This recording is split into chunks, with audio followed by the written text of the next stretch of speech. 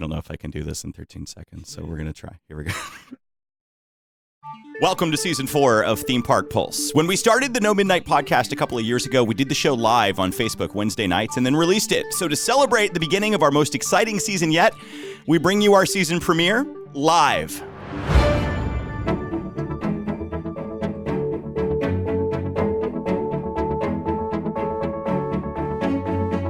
Welcome to Theme Park Pulse from No Midnight Media in Sacramento, California. I'm Corey.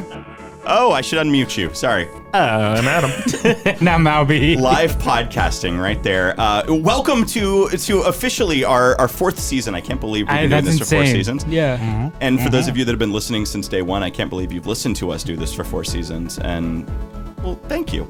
We're streaming the show tonight live on our Theme Park Pulse Facebook, and we encourage you to give us a like there, watch the video, and follow us on Twitter and Instagram at Theme Park Pulse. Theme Park Pulse is made possible by fans like you. Click on the Patreon link in the description for cool bonus content and to help support the work we do on Theme Park Pulse and our sister pod, Unpacked. Theme Park Alchemy has signed on to join us as a sponsor for another season, and we are thrilled about that. They have a new fragrance called Pirate's Curse, and they have a fun new promo for that. If you missed that on our bonus episode earlier in the week, we have that coming up later on the show. So on to a couple of housekeeping notes. Right up front, Jackie Boy's not here. I noticed. And it is a very sad thing, but it is a sad thing that we have known about for a while. Jack being of the age that he was, we knew this was going to happen eventually. Yeah, we knew what we signed up for. But Jackie Boy's going to college.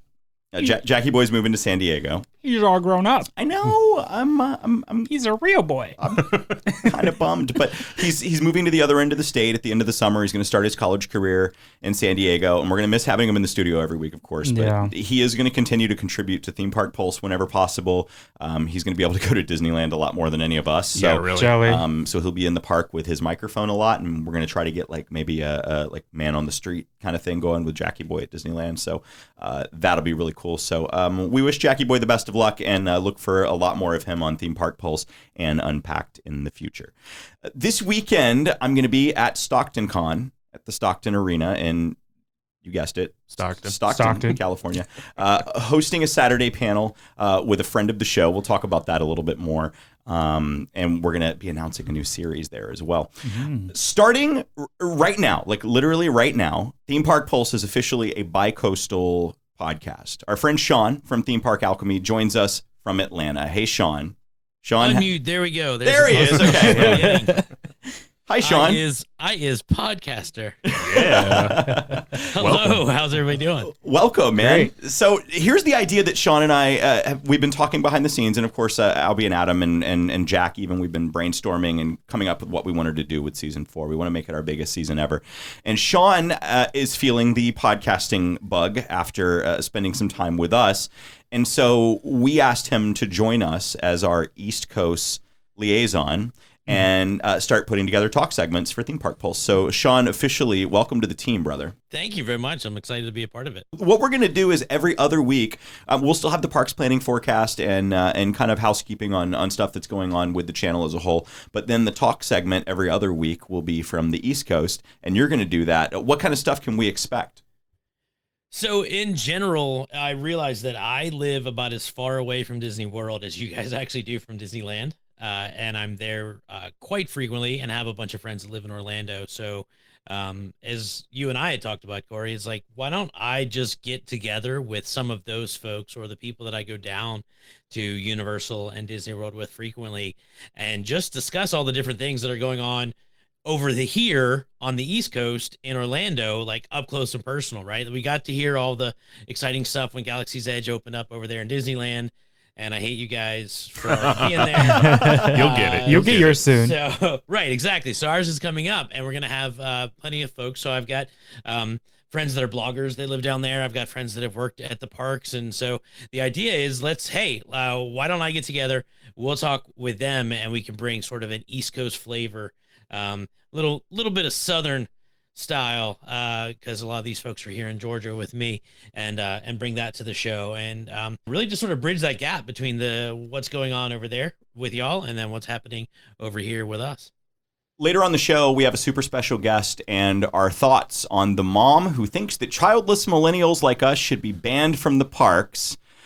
Girl. And good news, an announcement of a new mini-series coming this month to Unpacked. Only 6 months after the loss of Walt Disney's son-in-law, Ron Miller, the Disney fan community has lost another pillar. Russi Taylor, who has provided the voice of Minnie Mouse for the last 33 years, died of colon cancer last week at the age of 75. Russi was born in May 1944 in Cambridge, Massachusetts. Russi was a Disney fan from an early age. She even met Walt Disney briefly during a childhood visit to Disneyland. She was so starstruck, she vowed then and there that she would grow up to work for Disney. Prophetic little girl, evidently. Her first voice acting gigs were for Hanna-Barbera, and she would go on to voice several well-known characters throughout the 1980s, including Huey, Dewey, and Louie, Strawberry Shortcake, and Pebbles Flintstone. By the time Russi took over as voice of Minnie Mouse in 1986, the character hadn't had a speaking role since the early 1970s. Now, I can't speak for anybody else, but for me, one of the universe's little indications that life is not all that bad has always been the fact that Russi Taylor, the voice of Minnie Mouse, was married to Wayne Allwine, the voice of Mickey Mouse, for 18 years. In fact, our Theme Park Pulse friends here around the table have moderated a couple panels with other voice actors who've worked with Russi, and to a person, they all said Russi and Wayne were just, like, ridiculously in love.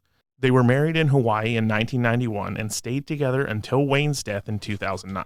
Wayne kept their marriage on the down low in public, out of fear that their love would overshadow Mickey and Minnie's. In fact, when asked point blank, Wayne would deflect by serenading Russi with a ukulele as Mickey serenading Minnie. You can't make this stuff up. I love that story. Wayne and Russi were known to be very generous, supporting many child-based charities. They even visited Disneyland and comforted upset children by breaking into character.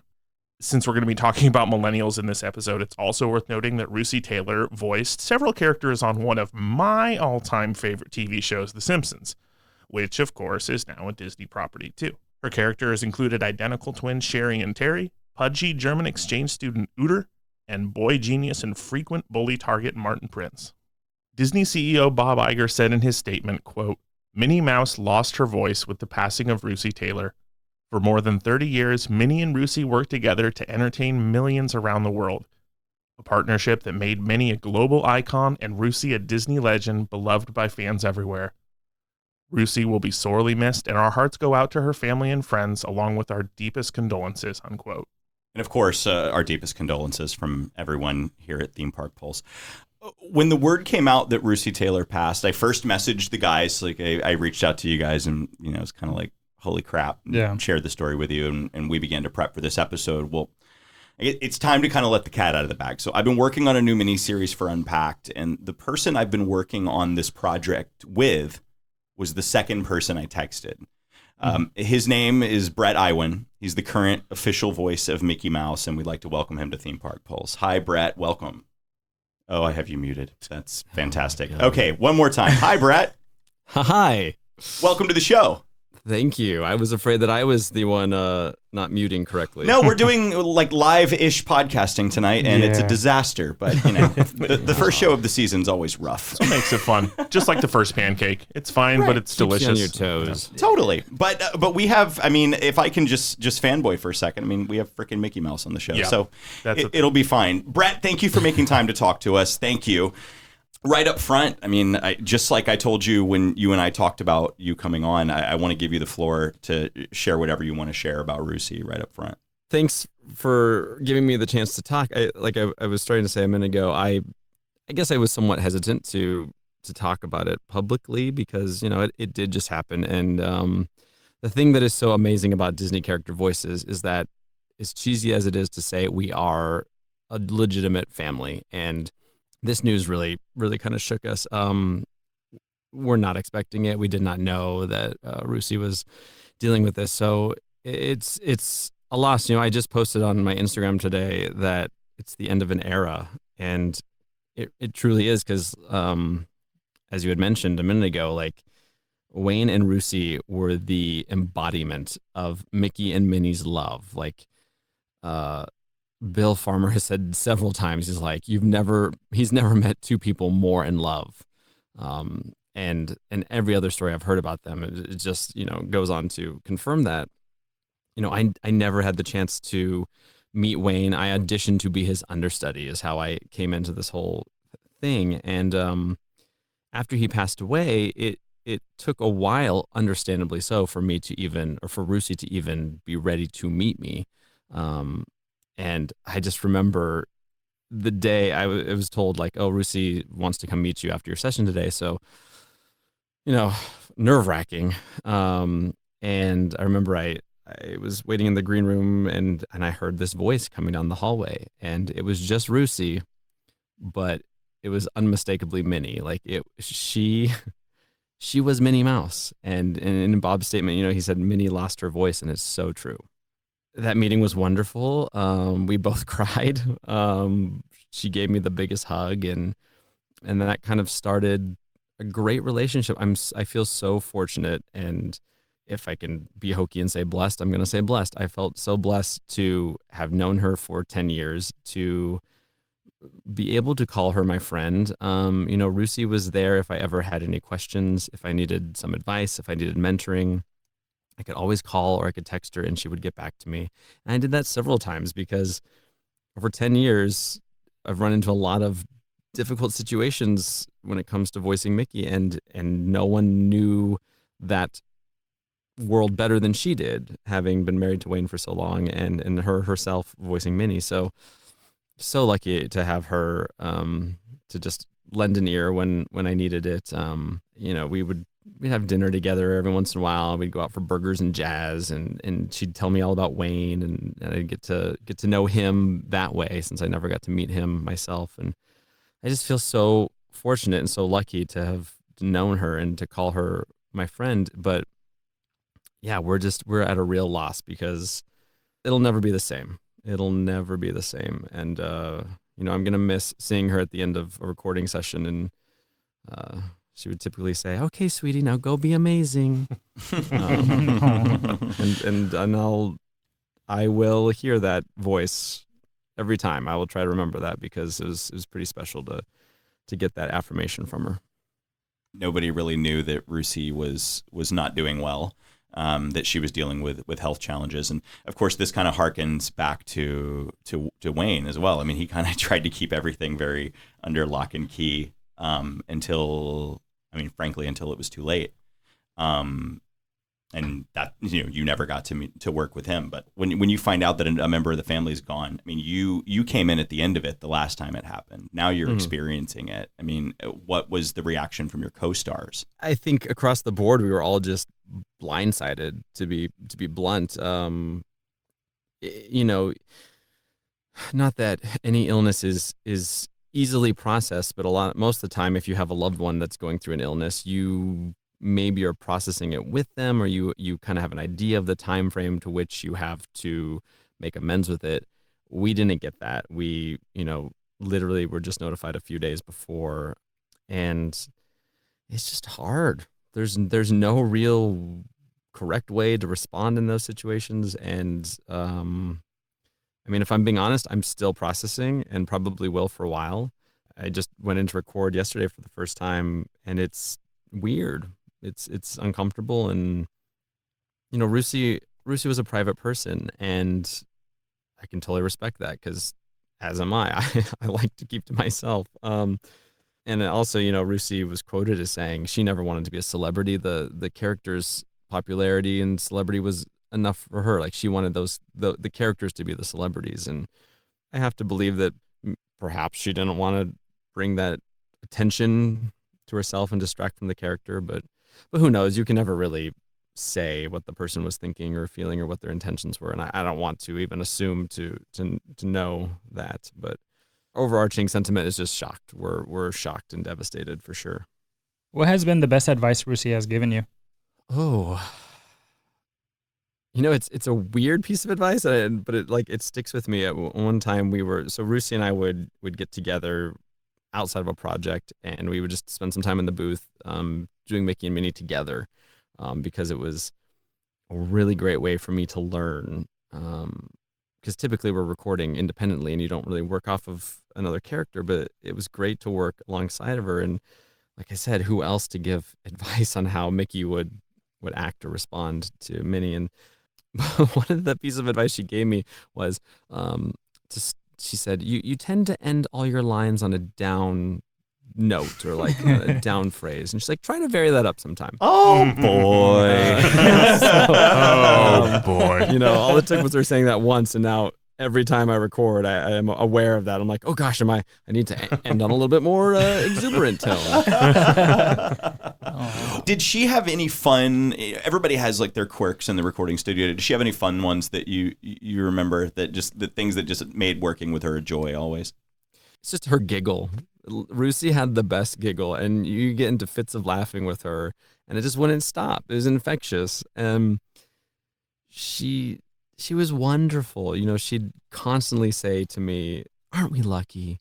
Aren't our lives amazing? We get to do the coolest job. And, you know, when you meet somebody who's that positive at first, if you're anything like me, which is slightly cynical, you tend to go like, okay, like, wow, she's laying it on. But you know what? She meant it. She believed that. And I can't disagree with her. Like, we're so lucky. We're so fortunate. And, I'm not sure she realized how much of a part she played in making it such a amazing life for all of us, because it was knowing her and having her in our life that really made it even that much more enjoyable for me. So how much of an impact do you think getting to work with her directly had on you? Because a lot of people don't know your story, and we have a great opportunity for you to do that we're going to talk about later.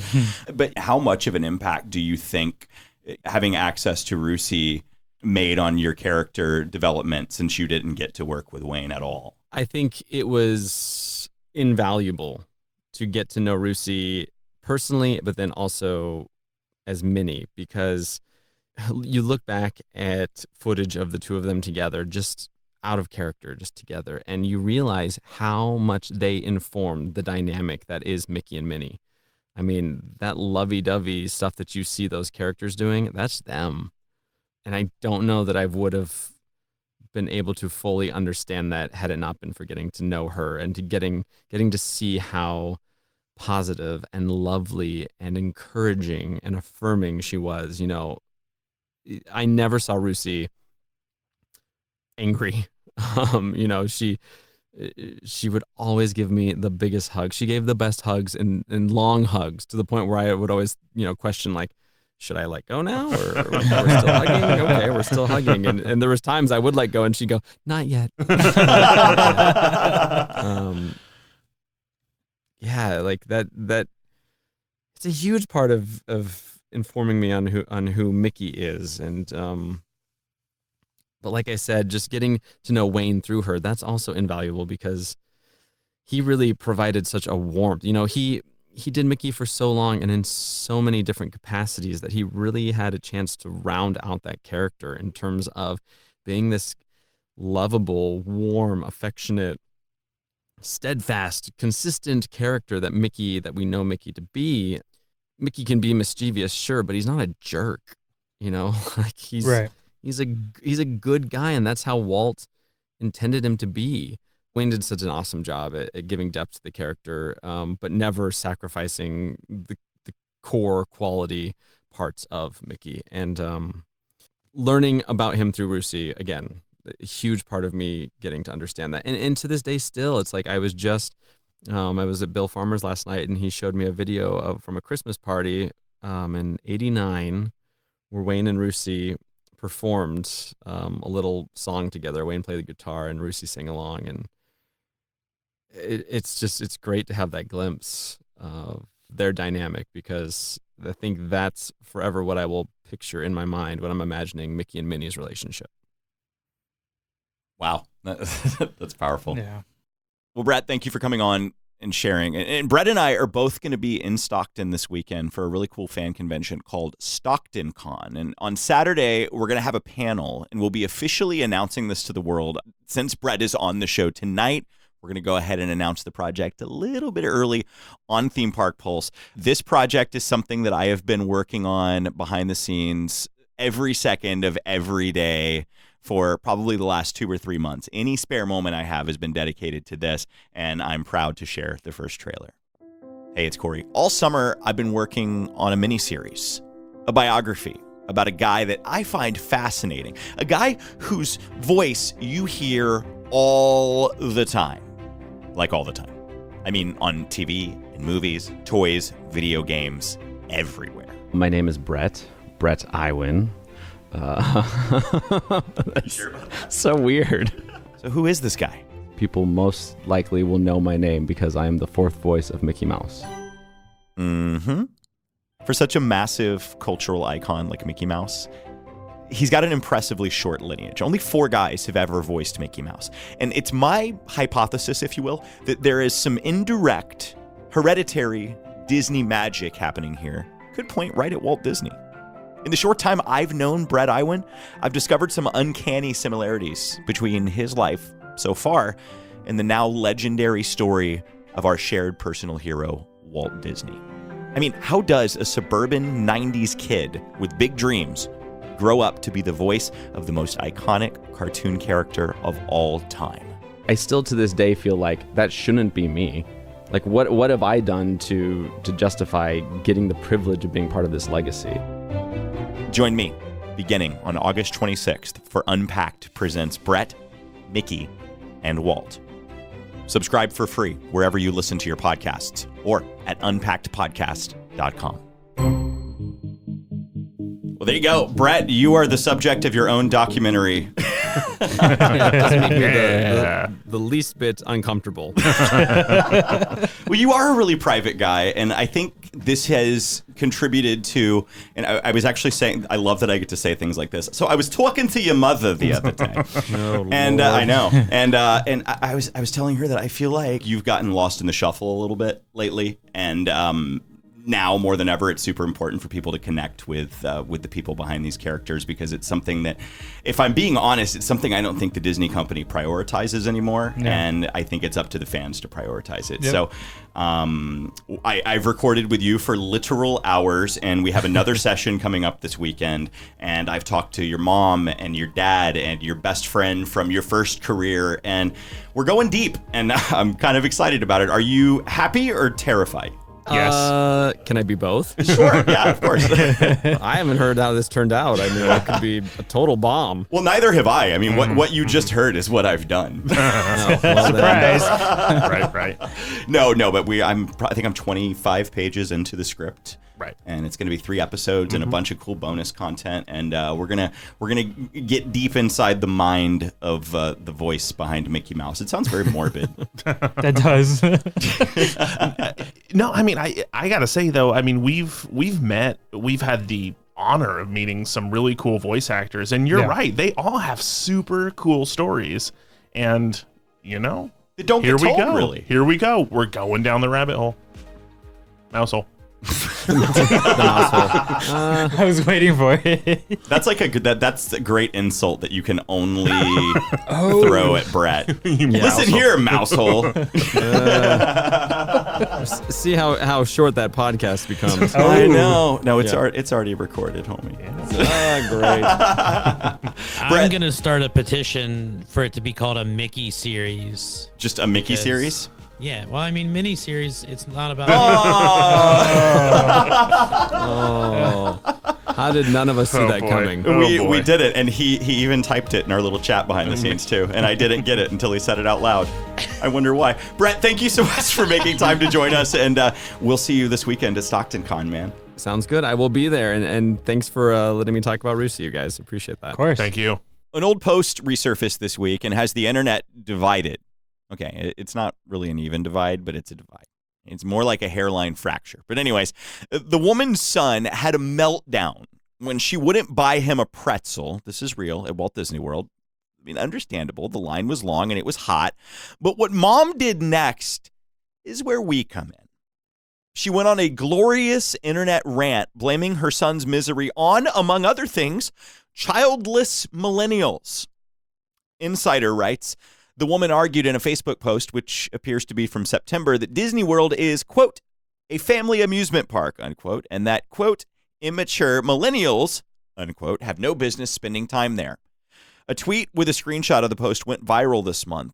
The woman used crude language to insult a person she saw buying a pretzel at the park, eventually saying, I effing hate childless women with a burning passion. Merca.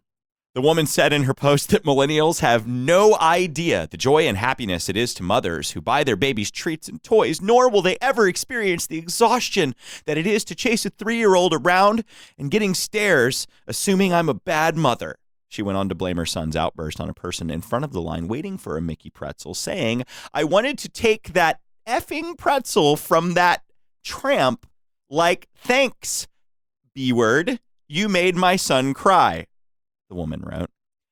She suggested that mothers with children should be allowed to skip all the lines at Disney World before concluding that she can't tell her son no because it's his vacation too.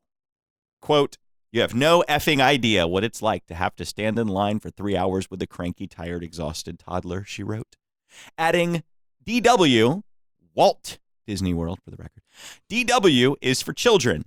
People without children need to be banned.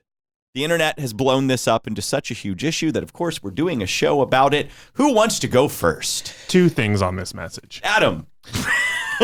They both come in the last paragraph. Number 1, unless a huge attraction opened yesterday, if you're waiting in line for 3 hours at Walt Disney World, you are doing it wrong. Right. Yeah, you should listen to Theme Park Pulse. Right. You should stay tuned for the park's planning forecast, and we'll help you avoid that. I mean, what does this woman do? Walk into the park and just wing it? It will eat you alive. Mm-hmm. You got it. We go in the park and we have a battle plan. Yeah. Right. Well, but we're also like professional theme parkers. We have a podcast, Adam. It's not hard to find those people, though. No, it's true. We're everywhere. Yeah. We're always happy to hand you a business card. Okay. Other thing, this assertion that women with small children should get to cut all the lines, how does that make any sense? It's just going to become its own line because that's 70% of what's in the park. I mean, what this whole thing boils down to this person just not thinking, speaking out of anger.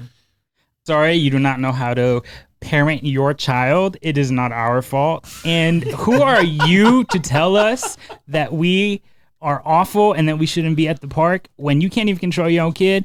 Girl, I'm not a parent and I do all those things you do there with my nieces. So I know the struggle. So get your life. And shout out to one of our local listeners, Courtney. I mean, you saw her like mom ninja battle plan. Crazy planner. Yeah. And like, you have kids. That's what you gotta do, man. Yeah. You gotta have that. You should have your dining plan with your pretzels included. One of our favorite listeners, he's in the chat room right now watching the show live. He meets us every time we're at Disneyland, is Ray, Raider Ray on Instagram. And he called us, which you can do anytime, 213-935-0513, 213-935-0513. He called us up and left us this voicemail. Hey, No Midnight family. Welcome back to Theme Park Pulse. This is Ray from Los Angeles. My first reaction is, wah! Secondly, if there's anyone that wants to ban me in my past, they can meet me in Toontown for a rumble like you're supposed to in the Disney Park. Looking forward to having Theme Park Pulse back. Fired. See you guys. See you soon. Oh, Ray, thank you so much for the voicemail. If you have a problem with millennials in the park, cash me in Toontown. How about it? How about it? That is a shirt. Speaking of shirts, we have one. I wonder what it is. That literally says Childless Millennial on it. So Because excited. Why not? Yeah, let's wear it with pride. Why wouldn't we? Sean, you're not a millennial, but I know you have feelings on this. So we talked about this, and I haven't actually done anything with it, but the more I hear stories like this, the more I want to. I own the domain You're Doing Disney Wrong. And, so this one definitely fell under that. I'm neither Jen nor I are millennial, but we don't have children, and we go to the parks all the damn time. And if I were to drunkenly rant on social media, I'd probably have the inverse thing and say that all of the mothers with their children crying for pretzels should be waiting outside the park, and I should get fun of the line access. Oh, see, and this is why Sean's going to fit in perfectly. Yeah. For the Theme Park Pulse community. No, look, the whole thing is obviously sensational. It's supposed to be ridiculous, and no one's realistically considering banning childless millennials from Disneyland. Come on, yeah. Or from Walt Disney World. But it's just like, I understand the rage that is behind this, though. I do understand the rage of having a bad day. I understand how frustrating it is when you save up and you go to Disneyland or Walt Disney World and your vacation gets ruined by one thing or another. But I promise you it wasn't the girl in line for the pretzel no. in the short shorts. There were some words that were in this that I did not use on our show. Yeah. To be classy. Yep. To be classier than the person we're talking about. But I don't know. I understand the frustration, but I think taking to the internet and suggesting that an entire group gets banned is a problem. And is it reflective of kind of the us versus them attitude in our country right now? You know, you get mad and you just look for somebody to blame. You just blame an entire group of people. I don't think that's anything recent. Yeah, that's true. I think it's human nature. Wasn't there a war or two about that? Yeah, a couple.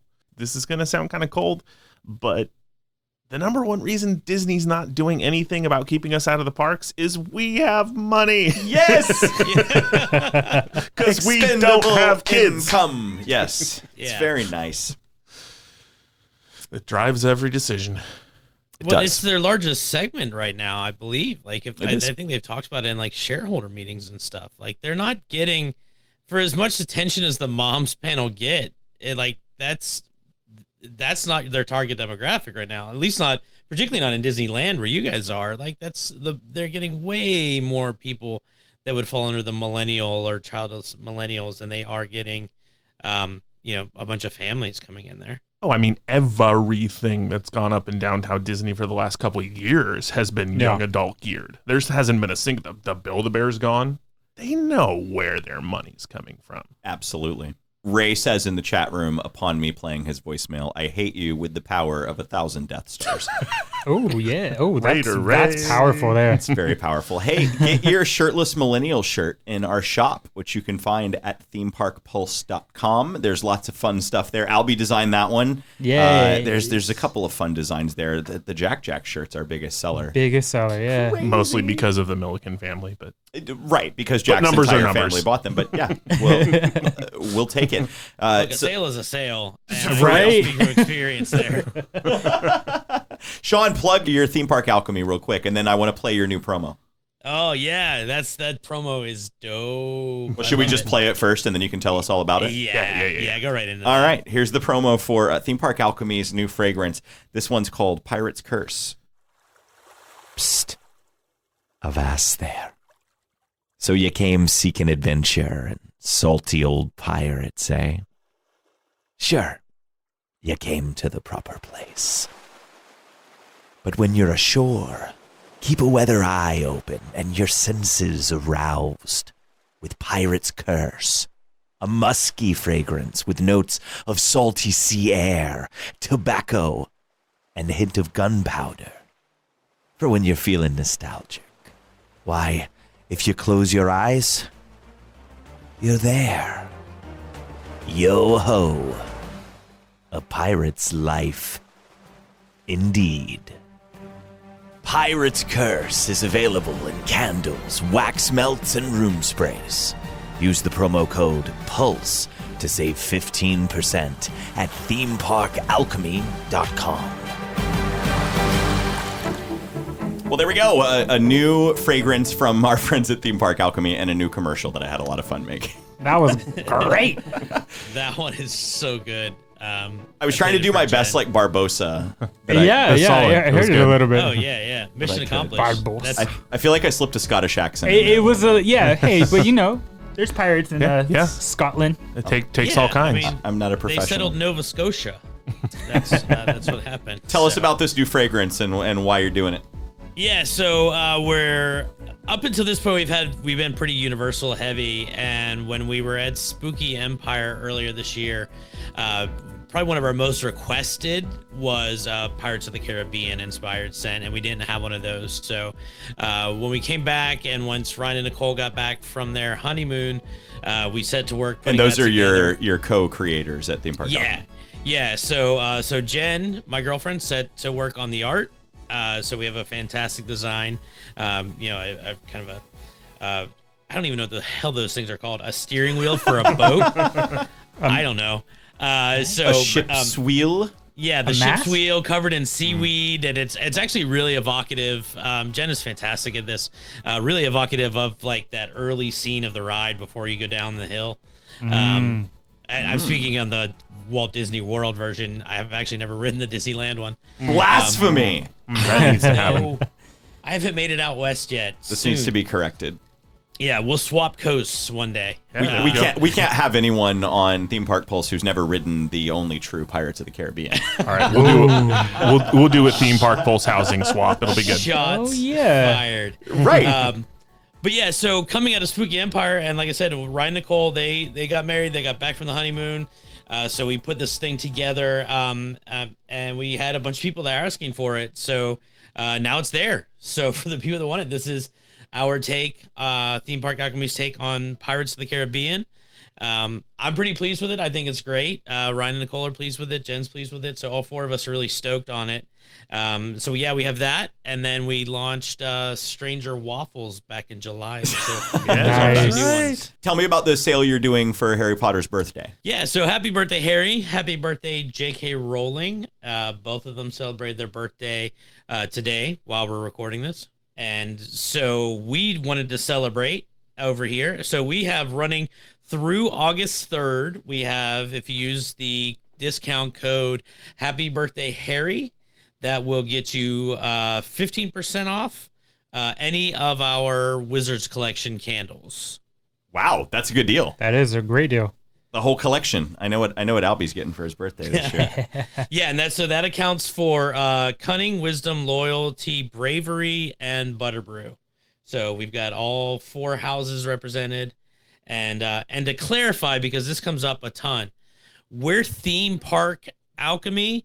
We know that the books have an eagle for Ravenclaw, but the parks have a raven for Ravenclaw. Hey, we're don't- park influence. Let's not piss off Harry Potter fans Okay, today. Okay, okay. Sean, if we could do that, that'd be great. I'm going to make an attempt at a completely live parks planning forecast for this. This should be fun. Let's start out over on the East Coast. No real refurbishments. Of course, there's still some stuff going on with Tron Light Cycle construction, but otherwise everything's open at the Walt Disney World Resort. As far as crowd levels, still pretty gnarly. You'll have temperatures in the 80s, some rain this weekend. I'm talking about the weekend of the 3rd and 4th, an 8 out of 10. Same thing all the way through next week for the Orlando parks. Over on the West Coast, only thing down at the Disneyland Resort is the red car trolley. Everything else is open for business. Crowd levels, though, undercovertourist.com reporting a 9 out of 10. But again, I don't know if they have updated these since Galaxy's Edge opened. And Galaxy's Edge has not been insanely busy, like, at all. It's been fine. So I don't know if a 9 out of 10 is a very accurate read on this, but that's what it says according to undercovertourist.com. Another parks planning forecast next week on Theme Park Pulse.